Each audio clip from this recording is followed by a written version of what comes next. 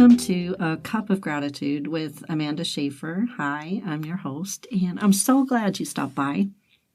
This podcast is really for anyone, anywhere, anytime. And it's about taking a moment to slow down and look around and actually see all of the good things that are there.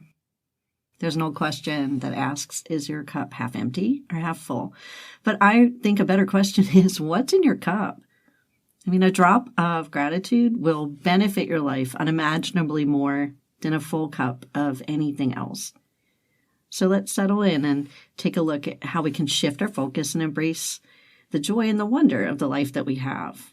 And once you start, you won't be able to stop seeing the good. And just like me, you won't be able to stop talking about it. And somehow that creates even more. Even in the midst of difficulty, even when it's really hard. Learn how to drink from a cup of gratitude. Welcome. Today, I am speaking with Jessica Luckey. She is a seasoned marketing professional whose career has spanned the federal government, investment banking, and telecommunications. When an industry shift left her unemployed, she was unexpectedly led into the most meaningful season of her life. Doesn't God do that? In the quiet and uncertainty, Jessica built a deeper relationship with God, one that awakened her true calling and paved the way toward ministry.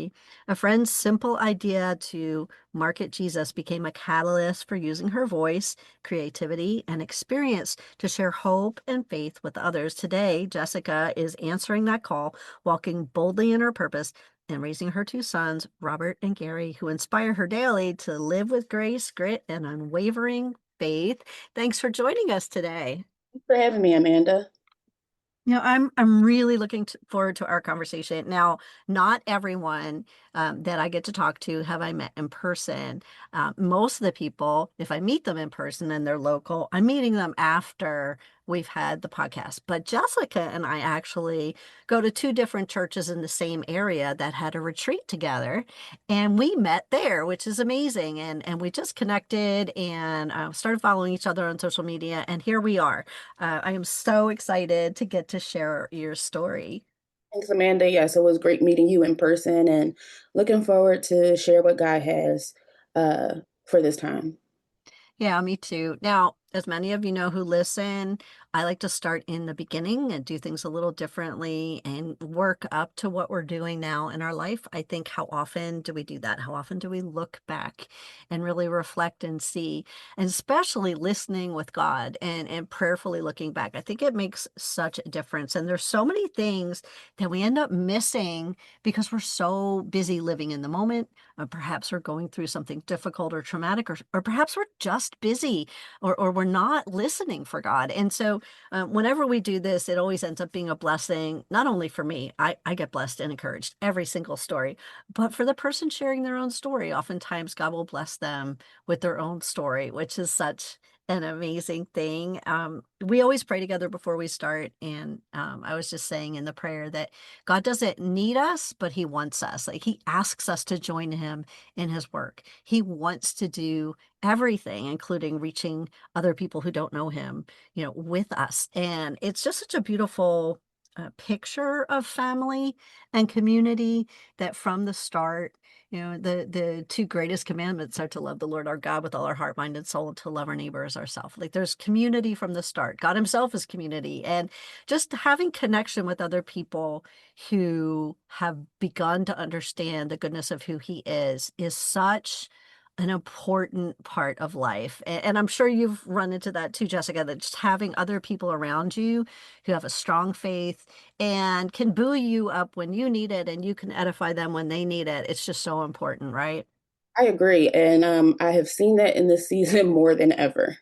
Yeah. Well, I know your story, so let's get started so everyone else can hear it, because it's really, really a wonderful example of God working in a life. So, would you be willing to tell us a little bit about your childhood? Sure. So I am an only child, and I was raised by my mom. She was a single mom, and for a long time, it was just the two of us. She has always told me that having me brought her back to God. Uh, Mm, she was, raised in the church. Her mother was an ordained and licensed minister. Hmm.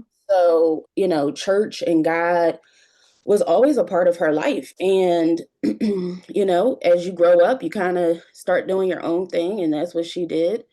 But she knew that once she got pregnant with me, that she wanted to raise me in the house of God.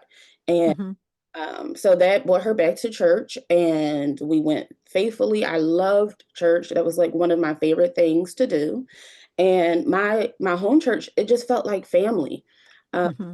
I have a great immediate and extended family. As a kid, I remember thinking oftentimes, like, I have the best family in the world, cousins and all of that. And so, yeah, it was just the two of us up until I was about 10 or 11 years old. That's awesome. And I'm so glad that you had that exposure. I love the fact that, even though, she wasn't in a place that she had been in relationship with God, that it was her love for you, her child, that she wanted to be sure that you knew who he was. And that's just like such a beautiful representation of true parenthood. We're not always perfect at it. We all make mistakes, but there is something in being a mom where you just you want the best for your child. You're not always able to be the one to give it to them, but that's what you want for them. And so I love that was kind of how she came back to Christ. And I also love hearing this sense of church felt like a safe place. It felt like family. It felt like a good place to be, irregardless of if you knew Jesus yet. You knew kind of the overflow of what he did in a life right off the bat. Yes. Yeah. Now you had some other strong women influences in your life growing up, many of them actually. Can you tell us a little bit about them? Sure. I think outside of my mom, um, very early, I was very close to my great aunt, Hmm. and she took care of me during the day while my mom was at work from about 3 months to 3 years old. And I called her my mom. And she was so loving and warm and friendly. And she made everyone who came into her home feel comfortable. Um, it's so funny when I would come, she'd say, "My Jessica." She was just special that way. She could cook, and her grandchildren would come over during the day and sometimes see, sit and hang out with me. And so that also strengthened my extended family bond. And so on Tuesdays, her church, which was one of our sister churches, would have a Tuesday Bible study. Hmm.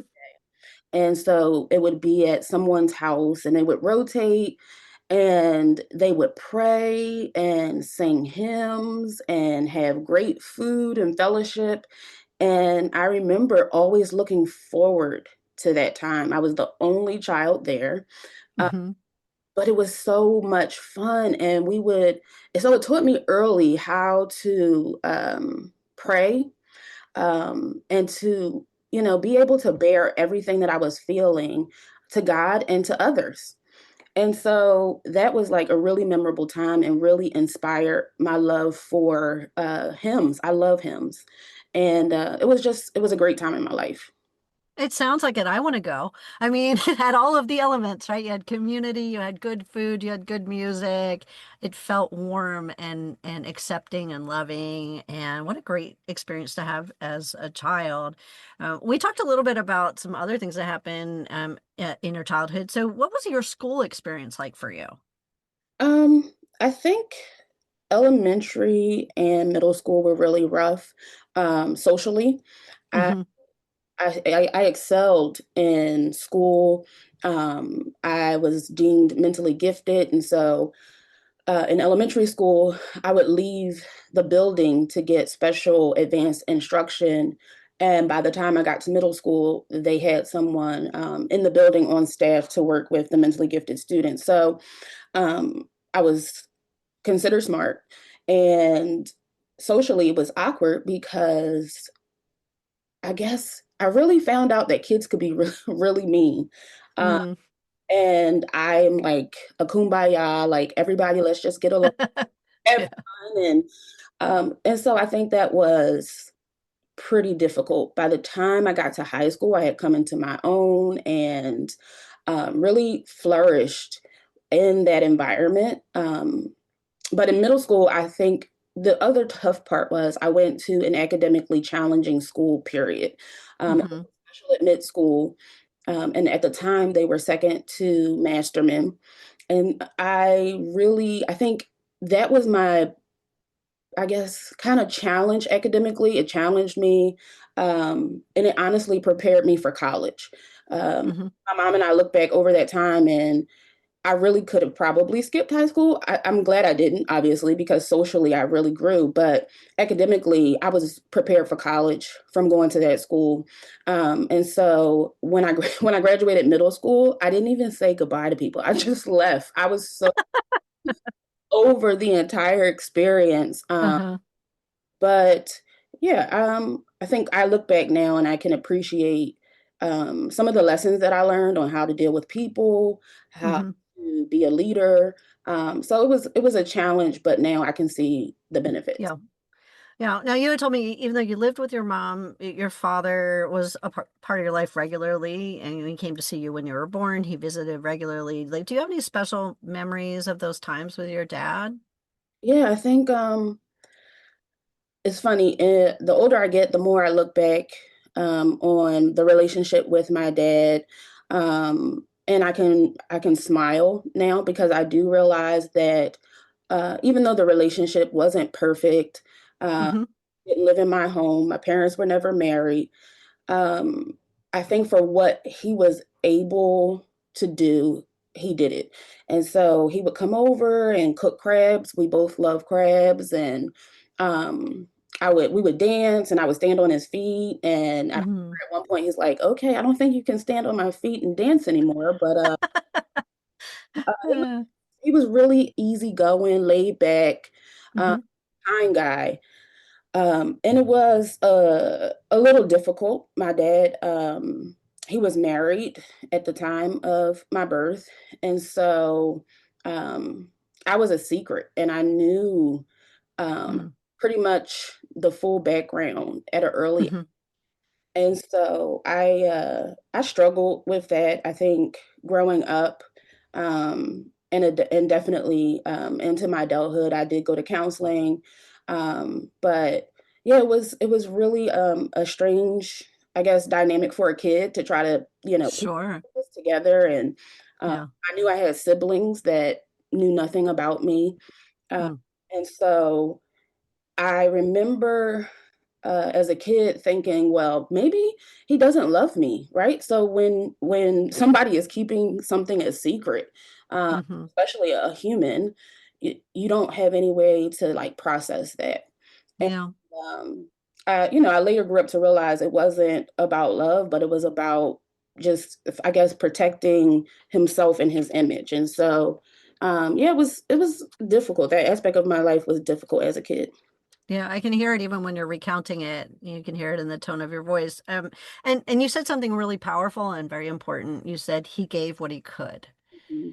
And, yes, it was an unusual situation, but he could have also not shown up at all. And so, I'm sure in processing it all, at least you're able to see that like one part, glean that one part out of it. But that must have been very confusing and very difficult. Also, when you said like I was a secret, like let's just stop there for a second. Yeah, like that must have been very heavy for a young one. Yeah, it was. Um, Yeah. and I remember, I would say probably in my preteens, Mm-hmm. I decided like I didn't want to be a secret anymore. And Mm-hmm. I I started trying to like research, and um, there was no Google at the time. And so um, I just was trying to figure out how I could make myself known. Uh, Mm-hmm. and I had actually reached out to his brother, who was a pastor, and I got him on the phone, and I introduced myself, and come to find out he did know about me. Mm-hmm. Um, and he told my dad that I called. I don't think my dad was happy about it, but I was just like, I don't want to be a secret anymore. Yeah. Well, that's really cool seeing you kind of begin to advocate for yourself and seek what you needed.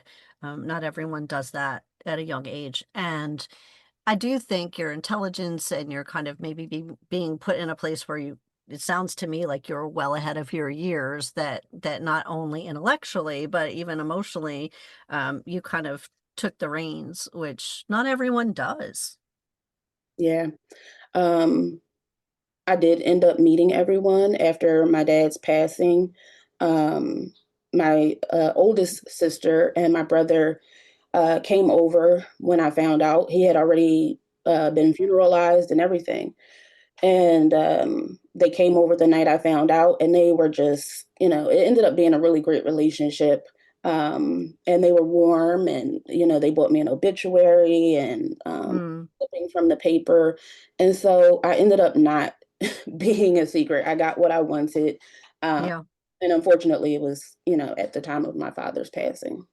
Oh, I'm so sorry for your loss, and I'm sorry that it unfolded that way. But I'm glad that you pursued it, that you were able to make those connections, and you weren't having to carry the secret anymore. I mean, how difficult of a grief would it be to carry the secret and have the grief of losing him? So you kind of got these new people as part of your life. I think that's kind of cool. Yeah, it was. It was. Now, you had told me there came this time where you met a woman from church. You ended up, she was such a big presence in your life. You called her your other mother. And I didn't want to skip over talking about her.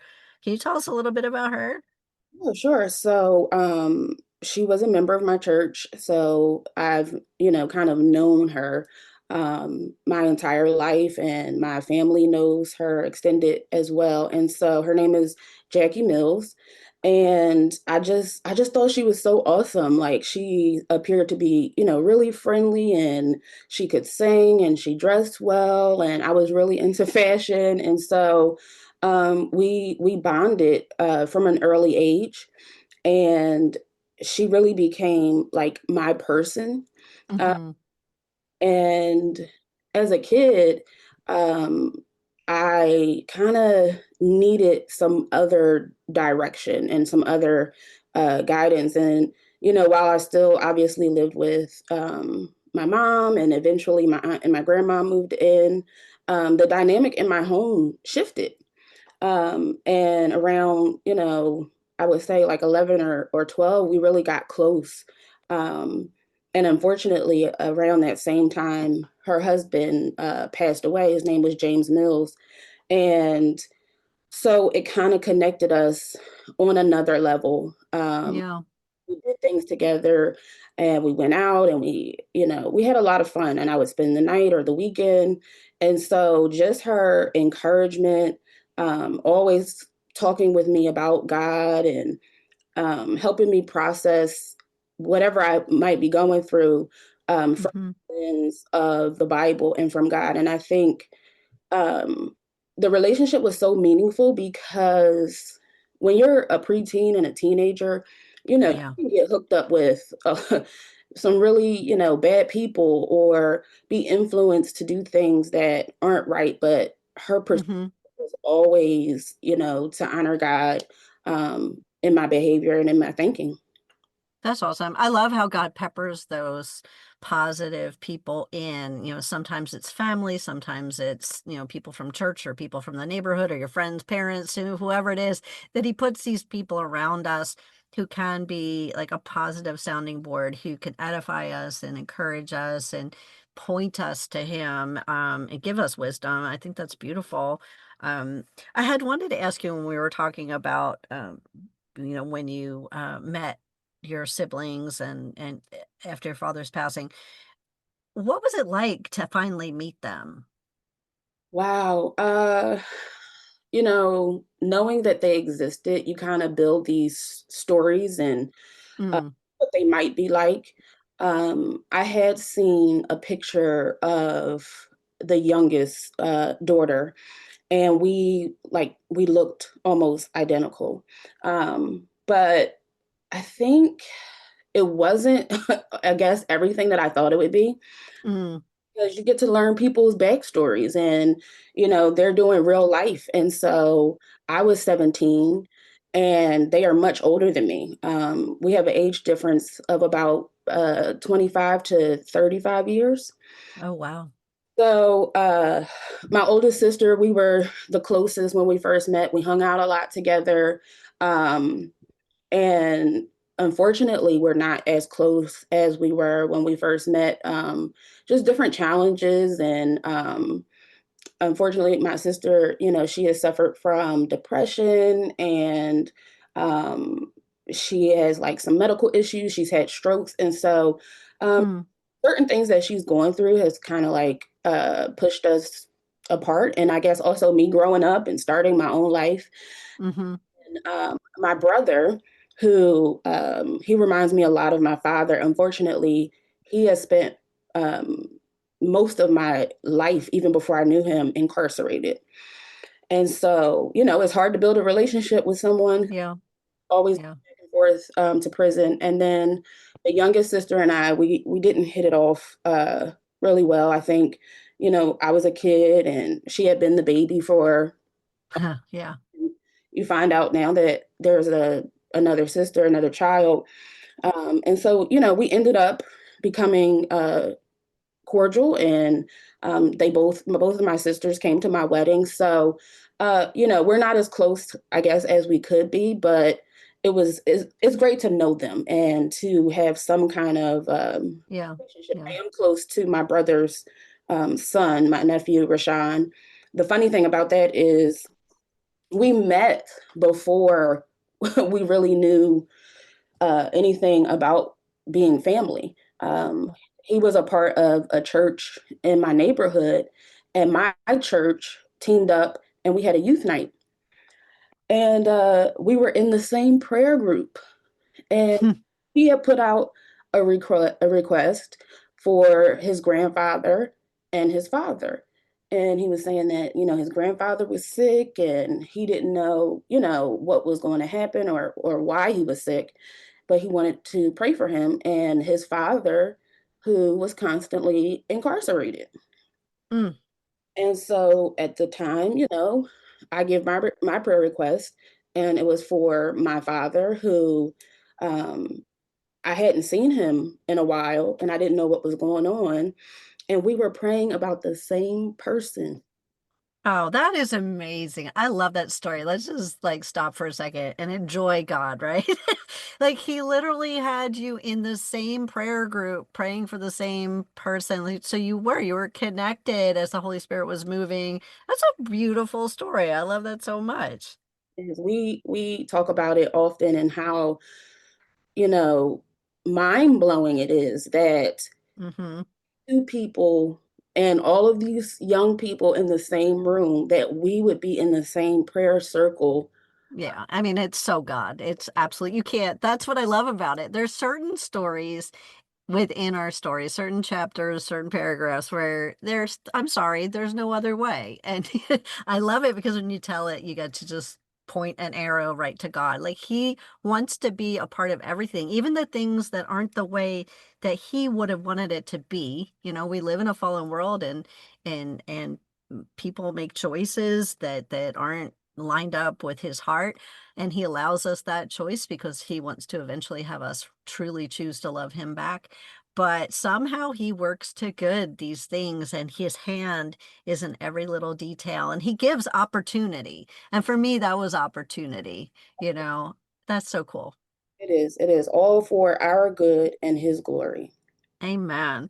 Now you went to college, as we have been talking about before. You ended up meeting your husband. You got married at 24, and you told me that you were a wife and an instant mother to his three children. What was that like for you? Yeah, so that was a wild time when I look back. I believe I was a junior in college when I met him through one of my friends. Hmm. We worked together in the summer at a summer camp, and she introduced us, and we began talking and dating. Obviously, it was a long distance relationship. I went to Penn State, and he lived in Philadelphia. And he is 12 years older than I am. And so my family had objections. And of course, at 19 and 20 and 21, who's really listening? Like, Yeah. I'm going to do my own thing. I know what's best for me. Uh, Mhm. and so we continued to date. And then, like you said, we got married at 24, and he had three children, two boys and a girl, which I really grew to love. And his daughter and I became very close, and we hung out and got our hair done and our nails done together. And so I remember my aunt, the one that lived with me, she said, I'm really proud of you because you make this look like effortless. And Mm.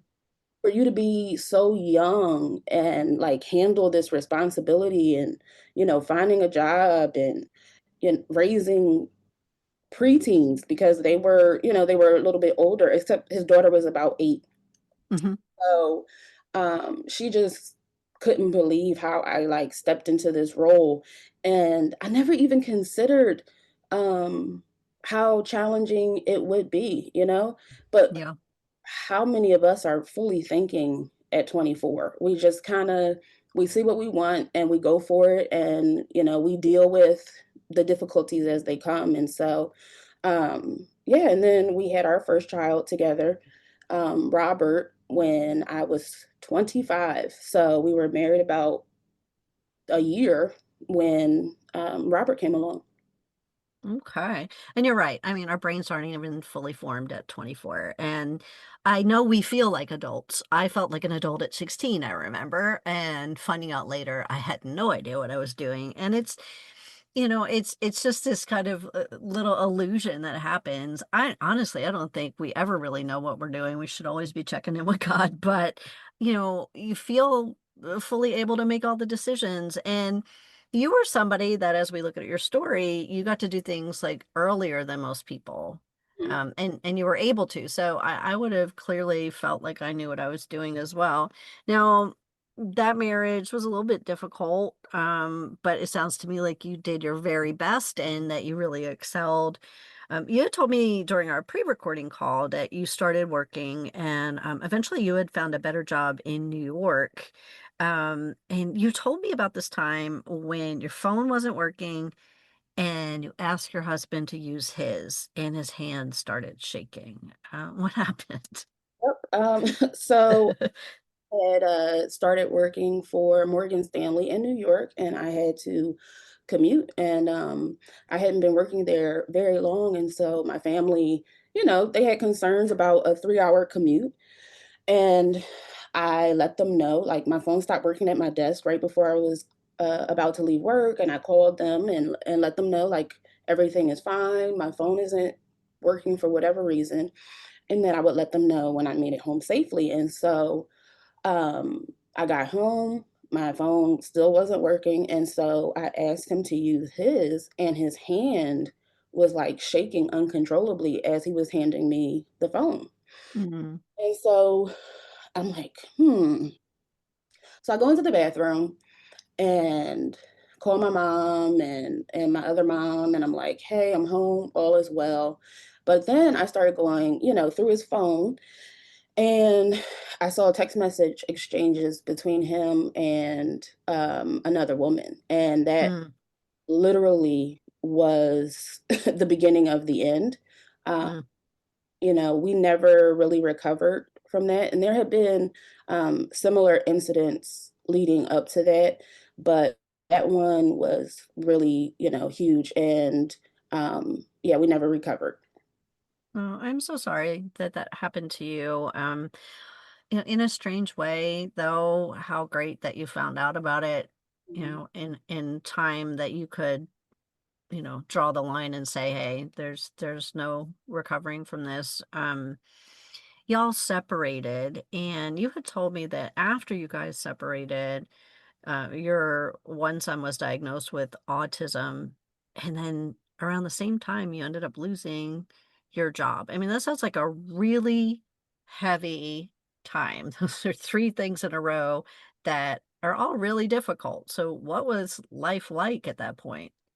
It was extremely difficult for a long time. When I would share with people about that time, I would say 2018 was the worst year of my life. Um, I lost my job, my marriage came to an end, and then my youngest son, Gary, was diagnosed with autism, and he was 3 years old. And so at this point, the three of us, myself and my children, we were living in an apartment in Elkins Park. And I don't, God provided, let me say that. Hmm. I don't even, I look back and I'm like, it wasn't me. My rent was paid, my bills were paid. I was able to take Gary to all of his appointments and therapies and really dig in deep into the autism community and gain insight so that way I would be able to help him. And then I was homeschooling Robert for like preschool. And so it was Hmm. it was a whirlwind.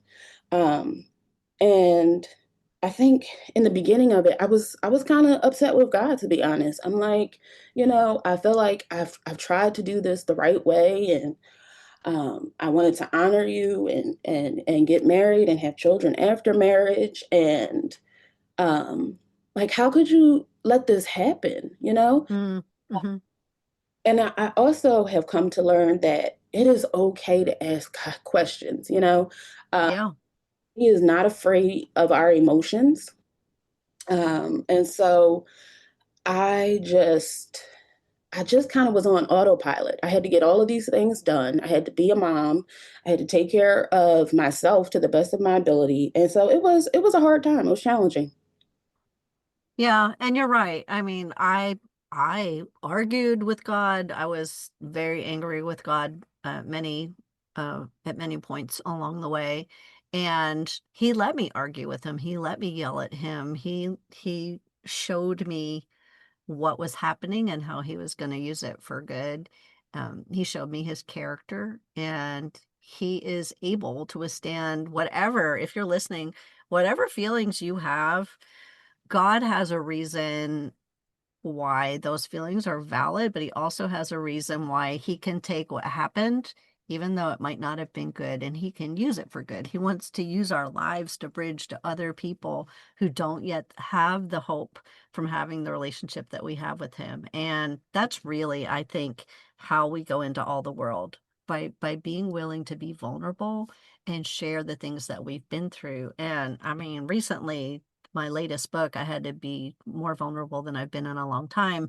And I'm happy to do it, but I'm telling you, there's something about like putting things in great detail and deciding where the hook is in the story and putting dialogue in and then pushing the button and having complete strangers read it. It's a little bit unnerving, but God was very clear in what he wanted me to share. And it's been interesting getting feedback. All the things I argued with him most about sharing in the book are the places where people were like, oh, I needed to read that. So just know that when you share, when it feels safe to share with someone, that you could be a blessing to somebody who doesn't yet really know that God is good no matter what. And, you and I, when we met, it's interesting. So we pray before we start, and I feel like God wants me to share this. So um, at the retreat that we were doing, I was one of the hospitality people and the connection people, and it's just my favorite thing in the world to do. And we all went about it in our own way, but I felt extremely called that if I saw anyone sitting by themselves that I didn't know or I did know, that I was going to go up and talk to them. And since it was two different churches, and there were a lot of people I didn't know, but Jessica wasn't there by herself, but she was sitting by herself. And I came over, introduced myself. We started talking. Next thing I know, a friend that both of us knew mutually came in and kind of introduced us a bit more. And the next thing I know, we were talking about life and exchanging numbers, and here we are on a podcast, right? So, I think it's so important to be able to just try to connect with people and then be willing to share what you're going through. I think it was beautiful that we got to this point and that here you are sharing your story. Yeah, it's so funny about that, Amanda, that the person who kind of introduced us, I had just given a public testimony that previous Thursday. And you just saying to go ahead and like be vulnerable and to share Hmm. the things that we struggle with and that you feel like God is leading you to share it, but you're like, I don't want to expose myself in that way. And so, but I was obedient and I shared, and it seemed to really bless a lot of the women. And so, Donna, who is the person that introduced us, she's like, you need to tell everybody. And then that following weekend. And it's just Yeah. funny how God works and how he uses our obedience and our disobedience.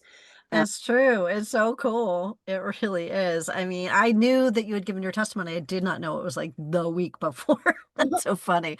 And Donna and I didn't know each other. The intricacies of the connection. So we only knew each other because the year before we both had the opportunity to speak. And so we got to meet each other, for the year before for that retreat. And so, I would never have known her. And it's interesting to see, that long ago, God was kind of tracing all the way through for you and I to connect, which is kind of cool.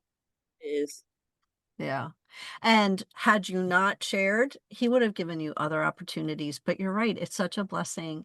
And it feels sometimes a little raw and a little hard, but you also know you're being obedient. You said the key word, right? We often talk about, when you hear God and you need to hear him and believe what he's saying to you, but then you have to obey. So many people hear God, or they believe in God, or they believe in truths that about God, but being obedient to what God calls you to, especially when it's hard, that is going to bring fruit. I mean, when a fruit tree, like let's say you're a plum tree, right? Plum trees don't eat plums. They drink water, right? God pours living water on you, and your fruit is for everyone else. It's not for you. right. It's so amazing how God works. That we have to use our stories, our giftings, and our abilities for others. They're not for us. That's right. And it's so wonderful. There's this sense of him wanting everyone to be connected and wanting everyone to be provided for. And it's just such a beautiful reflection of his character and really the body of Christ. And I think it's very cool that I've been fortunate to get to know a whole lot of Christian creatives over the past several years in the things God's given me to do. And there's room for everyone and every story. And there is no need for competition. I want to see every person run the race well. I want to do anything I can if ever there's an opportunity, to share what he's given me and to watch everyone do well. I just want heaven to be more crowded. And I want us to be like, wow, I didn't even know what I said affected that person or whatever. Like when we're in heaven, we have all of eternity to be like, that's so cool, you know? Yes, it's amazing how God works. Yeah. And you're going to find out more and more. You're going to hear people that are going to listen to this podcast and they're going to come and talk to you. And I know that I know that I know from getting to know you that you have a lot of ministry ahead that you're going to do for God. So getting back, see, this is why we pray, because God always has a plan of what he wants us to talk about. We're a little bit off subject, but I wanted to get back to one thing. You had told me that it was during this time before you gave this testimony that you had gone from working two jobs for like 5 or 6 years to losing both jobs, Yes. and you started going through a study, which I've also done, and it's just so good, called He is Where the Joy Is. And you had told me, and this is why I don't want to skip it, you realized something doing that study, and I wanted you to tell me what you realized. Sure. So, like you mentioned, I lost two jobs in the same year, a few months apart. And I actually was kind of glad for the break. Financially in my mind, I was good for a while. And I just decided to rest. Um, and in the rest, as you mentioned, we were going through the study, He is where the joy is. I recommend everyone reads the book and does the study. And it starts off with teaching you about each member of the Trinity and how what their function is and how they point to one another and never really to themselves. Mm, Uh, and I really got to see who God is in all of his totality and his intention for us, his love for us. And as you said earlier, that he has been in community the whole entire time. And I don't think we realize that. We kind of missed that part. Um, but I saw his love, I saw his nature. And it just really set my heart ablaze to learn more about him, to experience God in a new way and to do what he has for me to do. Um, mm, and I had been running for a long time. I realized that I had a call on my life pretty early, and I had given my life to God at around 11 or 12. And so I knew that there was something for me to do, but I wasn't really interested in doing it. I just wanted to be a regular Christian, go to church, do mm-hmm, loving, which is a ministry in and of itself. But I knew that there was more. And so mm, because I was so engaged with God, I like deliberately was seeking what he had for me to do. that's awesome. Now, one thing I do know about God is that when you're ready, like to fully submit and do it his way, I know the plans he has for each person. I know that they're unique and they're very important, and I know that they're good. So when you start asking, when you start saying, okay, I get up every day and I say, God, I'm going to offer you my life like a living sacrifice out of Romans, do what you want to do. Just make it really clear because sometimes I'm dumb. Like sometimes I can't hear. Just make it really clear because I want to do it. Like once you spoke with him, what did he begin to show you he had for you to do next? So I realized that I was really engaged in a theme of the commonplace, Mm-hmm. um, and allowing people to see that God is normal. Obviously, he's spirit, but sometimes I think we over spiritualize our walk. And Mm-hmm. this is really a normal, everyday, depending and being led by the spirit. And so I said, wow, like I'm really interested in discipleship and evangelism. And I wanted people to see who God was, who Jesus was, not what they thought, not what they had heard, but to really dig in and find out about his nature. Mm, And through all of this, I'm reading, I'm doing research on my own. And right before I was getting ready to start my new job, a friend of mine who had come over, and she's not a believer, and I felt compelled to share with her, all of the things that I had been going through, but also how I was drawing closer and nearer to Jesus. And so she's listening and she's like, wow, you could market Jesus, like not in a gimmicky way, but mm-hmm. all of the things that you're finding out, all of the research and discovering, you can teach people and show people Jesus in a practical way. Mm-hmm. And it was like a light bulb just went off in my head. And so from that point on, I started like drafting um, a plan, like a marketing plan. And I've done research on books. And so I'm creating um, a 12-month discipleship plan because here's the thing, if we aren't doing the work and reading and studying and enjoying everyday life with God, we can't be excited to tell anyone about it. That's right. So, yeah, so I've started creating that. And then just on my personal Facebook page, I started something called Revolutionary Conversations because I realized that we don't talk to each other anymore. Mm, Politics and religion aside, like, how are you doing? What do yeah. you think about this? How's life? What's something that you want to do different? How can I hold you accountable on reading that book that you've been saying? Like, just getting to know one another, I think, is Mm. so crucial. It is. Everyday moments and connections are two of my favorite things other than Jesus. You're speaking my language. I love it. I think it's so important. And we've lost the art of conversation and connection.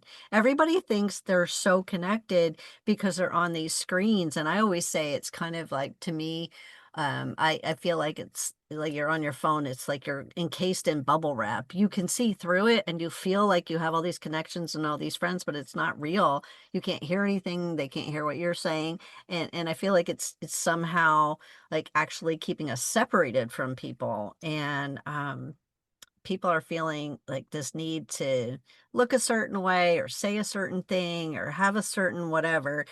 And, whatever happened to just like, oh, I really love your house. It's so unique and different. It doesn't need to be a mansion. It doesn't need to be. I love that I can see your personality.